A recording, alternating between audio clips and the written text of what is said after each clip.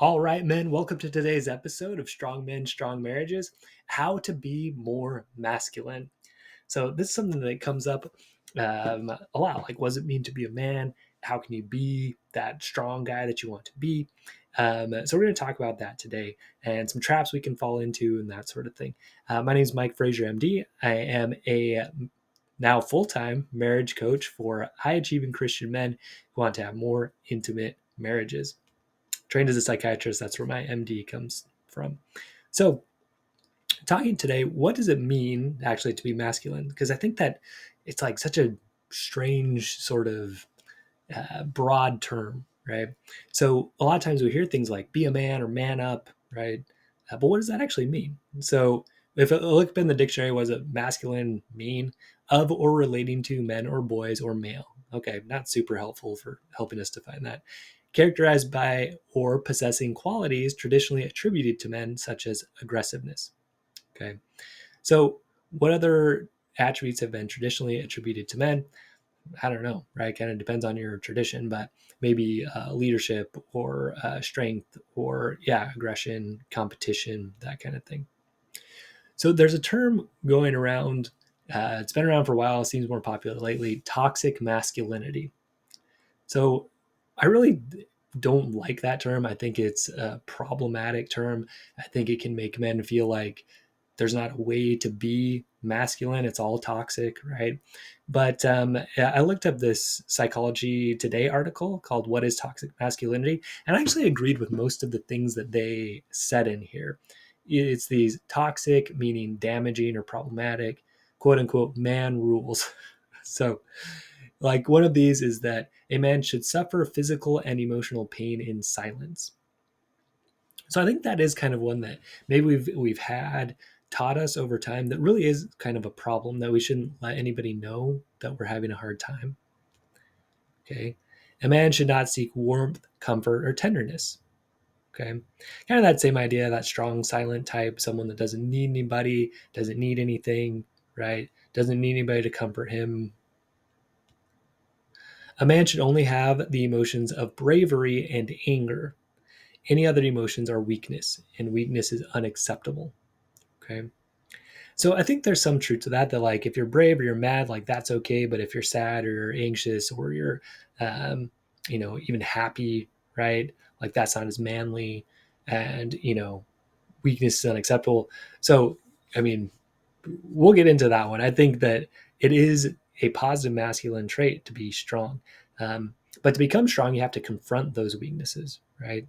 So whether that's physically, you have to, if you want to get stronger with push-ups, like you have to figure out where you're at first, and if you can only do 5 at first, I mean, compared to where you want to be, that may be weak. And that's okay, right? You need to realize where you are to build strength. And whether that's mentally, emotionally, sexually, right? You realize where you're weak so you can build that into strength.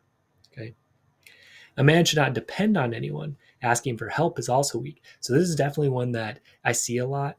I believed for myself a long time, I should just be able to do it on my own. I don't need help for anybody, right? A man should always want to win, whether in sports, work, relationships, or sex. Okay, so being competitive, right? That drive to win, that drive to beat others, or to like be better than other people at different things. Sports, work, relationships, sex. Um, so that one, we talk about this a lot on the podcast, right? Where that desire to win, to be better than, a lot of that is rooted in a lower self-confidence because you have to compare yourself to others to feel superior. And that does come across in relationships, in your marriage, right? When you feel like you have to be better than your wife, she has to be worse than you. And that's what creates a lot of damage in the marriage. Okay. So I actually agree with most of these, that these actually are toxic, meaning damaging, that they are common, that men sort of grow up believing a lot of these things. Um, and they're thoughts that we want to shift if we want to create great relationships. Okay. So when people sort of live these rules, when men live these rules, men do become kind of emotionally unavailable, right? They can't really understand their own emotions. So when their wife or someone else has emotions, they don't really connect with that very well. Okay. So they're quote unquote emotionally unavailable or distant, and that's unattractive. And that's what a lot of wives complain about in their husbands. The other thing that happens is because they can't manage their emotions especially well or recognize them, okay, or deal with them appropriately, they'll escape. So they'll escape from those emotions into work, right? Into food, overeating, into working out, exercise, into drugs, into pornography, right? As a way to deal with difficult emotions, okay? Because they haven't learned, okay, like I can feel that, and that's just part of the human experience. It's okay to feel sad or anxious or whatever. I don't have to drive that away so that I can seem strong, okay? They can rely on anger to get their way, okay? The other thing that happens is when men believe they shouldn't ask for help, they limit in what they can achieve by not reaching out for help and getting the help that they want and need. Okay, so what these strengths are, they're actually weaknesses. Okay, it's actually a weakness not know and be able to manage your emotions, right? Or to try to force other people down or beat other people down to feel good about yourself. Okay, so an inability to appropriately feel emotions, it limits your life experience. Like it's just part of life to feel sad sometimes, feel anxious sometimes, to feel happy, right? To feel angry, all of that. Okay. One of my mentors, Douglas Kahn, what he taught me was it's not strong to be afraid of your emotions. And really, if you are trying to push them down all the time so you don't experience them, that really is being afraid of them. Yeah, that's not really strong. So that was one that hit me. I like that one. So So what's the answer then? Should men just get rid of their masculine traits? Okay, should we eliminate what makes us men?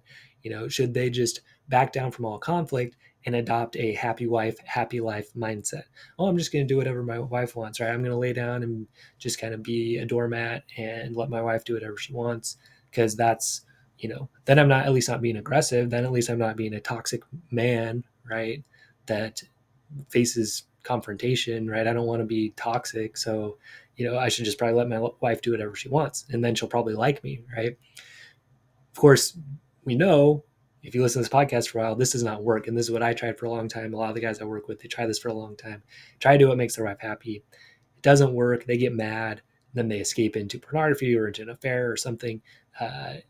Or they get mad, right? And then they feel bad again, try to make their wife happy. It's what I call the mosquito cycle. So my answer to that, they should not, right? They should not try to just lay down and do whatever their wife wants. Should they let other people walk all over them because that's turning the other cheek? Okay. I think there's another misunderstanding that Christian guys have, that turning the other cheek means you just never do confrontation. You just kind of do whatever other people want you to do, that kind of thing. Should they just be grateful for what they have and not to try to achieve great things in their lives? A lot of men were driven by achievement, wanting to do big and great things with our lives. Okay. So you probably know I don't agree that men should do this, that they should just kind of be this person without purpose that kind of lets other people do whatever they want, and lets people walk all over them, right? A lot of men listening to this, you probably tried that, especially as Christian men. We kind of think, oh, well, we should be a lot more passive, right? That's what Jesus teaches us. But my argument to you is that Jesus actually did not teach that, especially by his example. So to me, what it really boils down to is, like, if we want to be more masculine, what we want to figure out is who are we looking to as an example of manhood. Okay. So who do we have in front of us, right? So we've got what I call Disney dads. So if you watch the Disney Channel at all, or your kids do, you'll see that the fathers in this are one of a few things. They're either very weak, they kind of let their wife run all over them. They're idiots. They're like stupid. They're incompetent. They can't like figure anything out on their own. They break stuff around the house. They can't fix anything, right? Or they're just absent, right? Dad's not there. There's a single mom raising them. So okay, these guys are not a good example. And if your kids are mainly like watching that, that's not a great example of what a man should be.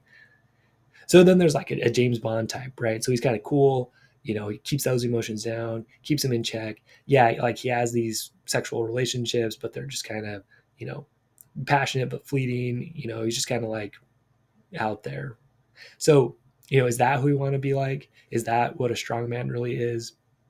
It's probably better than the Disney dad in some ways.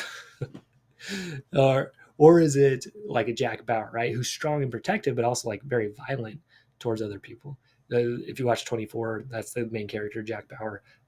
Awesome guy. Like I love that show.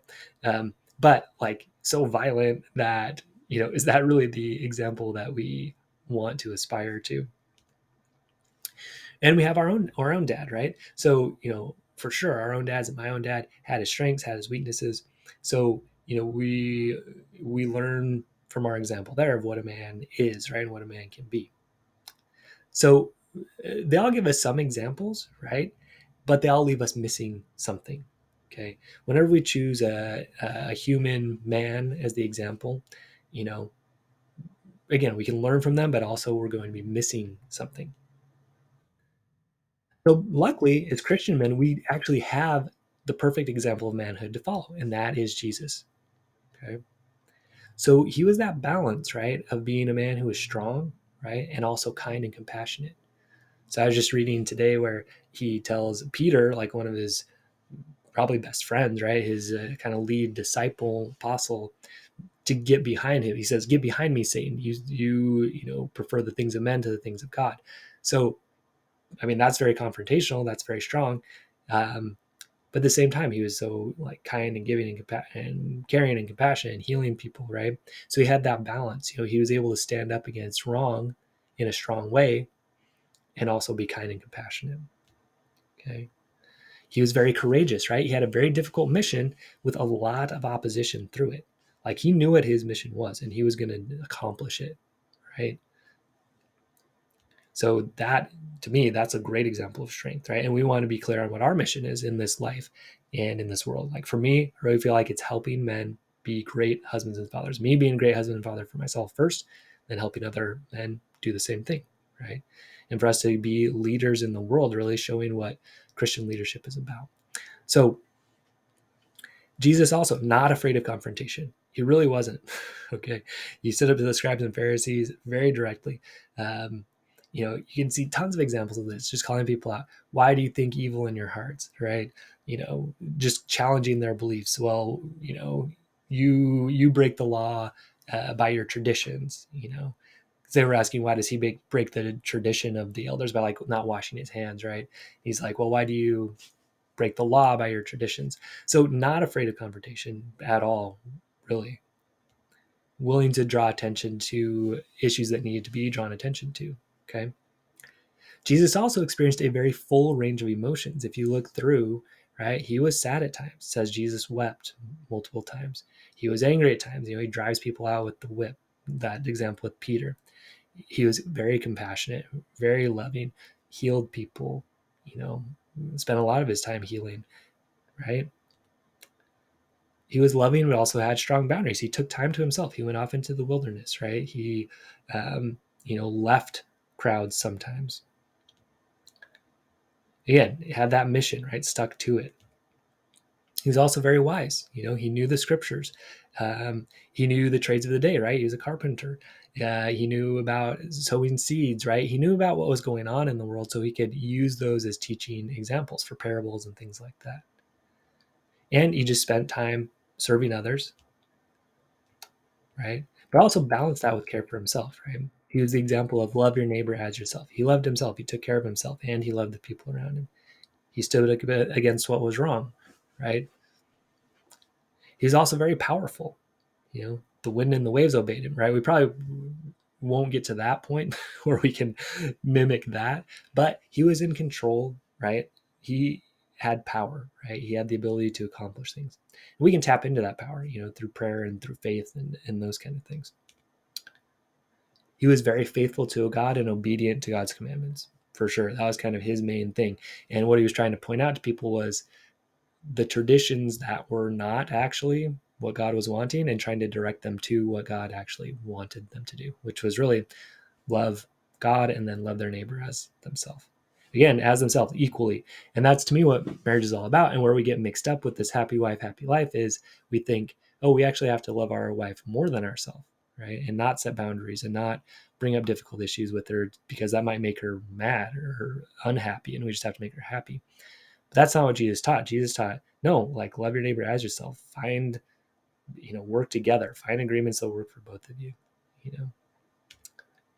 So let's look at Jesus versus that toxic masculinity. So the toxic masculinity says a man should suffer physical and emotional pain in silence. But Jesus didn't do that, right? He expressed his feelings and his suffering to God often, right? He even asked his disciples to come and be with him, when he was going into Gethsemane. A man shouldn't seek warmth, comfort, or tenderness, right? So he sought that from friends. He spent time with friends, right? He spent time with people that helped fill him up and that really valued him, okay? A man should only have emotions of bravery and anger. Any other emotions are weakness, and weakness is unacceptable. So Jesus did not follow that, right? We talked about him feeling the full range of emotions, and that is strength, being able to feel those, use those emotions in an appropriate way, not push them down, but let them, let them be experienced. That's part of life. A man shouldn't depend on anyone, and asking for help is also weak. Jesus didn't do that. He definitely relied on God's help, right? We also see angels coming to minister to him sometimes. Again, he spent time with friends. He had apostles around him, disciples. Okay? A man should always want to win, whether in sports, work, relationships, or sex. So Jesus, he did win, right? He won the victory over death. He won, he accomplished his mission, right? He won. But he also helped other people win, right? If anybody he defeated, right, he defeated Satan, he defeated evil. So if we want to win, right, and have somebody lose, it should be Satan losing. Really, that's what his mission was about, defeating Satan, defeating evil. So if we want to win and destroy somebody else, right, that needs to be Satan. We need to be fighting to destroy Satan in ourselves and other people, right? But the point of that was so that other people could win too. So he won by accomplishing it, but he also helped other people win by coming to him, by being saved, by creating a life that's really valuable and meaningful. So he worked for win-win, right? For people. Okay. He didn't go for I win and you're going to lose, except with Satan. Okay. Otherwise, it was I'm going to win, but so are you, right? And that's what I want. I want for all of us to win together. All right. So if you want to be more manly, bottom line is this: you can look for different examples, but really there's no one better to follow than Jesus. So just make a really careful study of his life. I'm going through the New Testament now and just really enjoying getting to know Jesus better through that, and definitely recommend that to you. I'm using enduringword.com and just going through the I'm in Matthew, just going really slow and just trying to understand who Jesus was, what he liked, what he didn't like, um, all of that. So Jesus, he had a life full of purpose and mission, and that life was fully lived. So that's what we want to do too, right? We want to know what our purpose is. No matter what else you have as your purpose in life is what you're going to do for work. God gave you certain skills and talents, and going out to bless people with those skills and talents, whether that's building stuff or you're an attorney or you're a business owner, right? All of those things are, used to bless other people, right? But you're also, a husband and a father, right? And a man. And so you have that purpose of being a great husband and being a great father. And that's what I believe my purpose is, to help you do that, be a better husband, father, and man. So Jesus also fully experienced his emotions and used those emotions for good. He didn't try to push them away. So we need to learn how to do that, right? We need to learn how to allow our emotions and use the tools to do that. There's really good tools that I've learned and teach other guys to do that, right? Jesus was wise in things of God and the world. So, we don't have to just say, well, we can only learn what's in the scriptures. No, there's a lot of good stuff out there in the world, right, that we need to learn. So for what I teach, there's the psychological tools, right, of communication, of managing your thoughts and emotions. These are things that you want to learn so you can really use your brain to its best effect. We have a lot of, knowledge out there now of how that works. And that's what I teach guys, so that they can manage their thoughts and emotions better, have great communication. And we do it all in the context of, doing it in a Christian setting, not doing anything that goes outside of what Jesus taught. Okay. Jesus loved his neighbor as himself, right? He had his mission. He accomplished things, right? He loved other people, but he also took time for himself. He also spent time with his friends, right? He did things to build himself up, and he also did things to help others. Jesus, absolutely an expert in communication, right? As far as his teaching, as far as understanding people. We talk about in the program really understanding the people around us. I mean, Jesus had the extra ability to just, they didn't even have to say anything, and he kind of knew what was in their hearts, right? So, he could understand the people around him at a deep level. And we try to learn that in the program. How do we understand the people around us better, especially our wife and kids? Jesus was powerful, and he used that power for good. So as men, look, we are blessed with part of God in us, right? We have power to do things, to accomplish things, and we want to use that for good. We want to be courageous against evil. We want to step into that strength and power that God's given us. Okay. And so, guys, this is the kind of man that your wife wants and that she's attracted to. Okay. A guy who has these characteristics, right? You're a man on a mission. You experience your emotions. You don't run from them, right? You're wise. You love yourself as her. You communicate well. You use your power for good, right? These are all things that feel great, and they're very attractive to your wife. Okay. So if you want to come and you want to be part of a group of men and you want to learn these skills, okay, that will help you have great relationships for the rest of your life, come and join us in Love, Intimacy, and Legacy. Visit MikeFrazierMD.com and we'll get on a call. You'll fill out an application, and we're going to go through and decide the best way that we can work together to help you learn these skills and really become the outstanding man that you are and can be as you learn these skills of mental emotional management, use your brain to your best effect, get purpose in your life, be able to communicate really well, and then have that mental, emotional, and sexual connection with your wife consistently. Okay. That's what we're going for. So again, visit MikeFrazierMD.com. Go to work with me. That's MikeFrazierMD.com. You can also go to StrongMenStrongMarriages.com. There's also a link in the show notes if you're listening, or in the YouTube video if you are watching. All right, men, stay strong. We will see you next episode.